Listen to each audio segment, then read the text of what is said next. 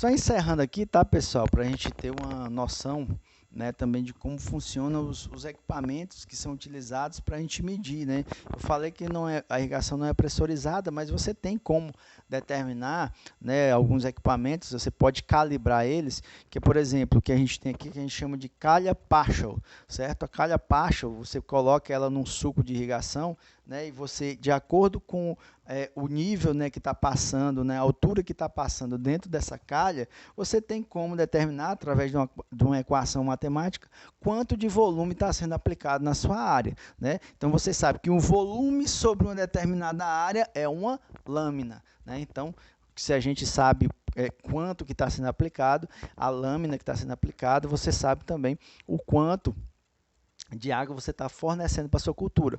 Se a sua cultura apresenta uma determinada demanda de lâmina de irrigação diária, através da quantidade de água que você está aplicando numa determinada área, você tem como saber se essa lâmina ela vai ser suficiente ou não para a satisfação da sua cultura, certo? Então, esse é um dos métodos, né? Outro método também, o que a gente viu também nos sistemas de irrigação, né?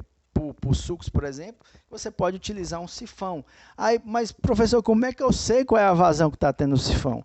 A gente, por diferença, né, de altura, né, você pode utilizar e você pode calibrar um sifão desse. Como é que se calibra um sifão? Se a gente tivesse tendo a oportunidade de ter aulas práticas, né, eu mostraria para vocês, mas eu vou deixar também um vídeo aqui que eu fiz para o pessoal do ensino médio, né?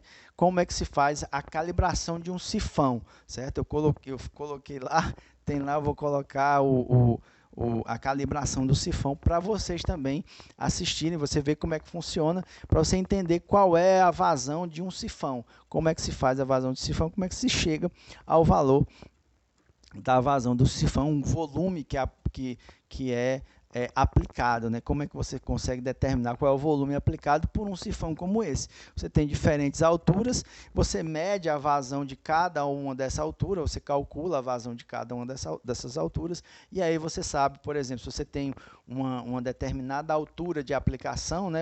Que a gente chama de carga hidráulica, aí você consegue determinar qual é a vazão desse sifão em cada oportunidade dessa. E aí você tem condições de saber, por exemplo, quantos sifões você vai utilizar numa determinada irrigação, ou qual o tempo de aplicação de cada um desses sifões numa determinada área, para que você complete, ou que você satisfaça a necessidade hídrica da cultura, da lâmina de irrigação dessa cultura, certo? Então, por hoje é só. Eu espero que eu apresentei, que esse novo formato aqui tenha sido bacana para vocês. Beleza? Grande abraço.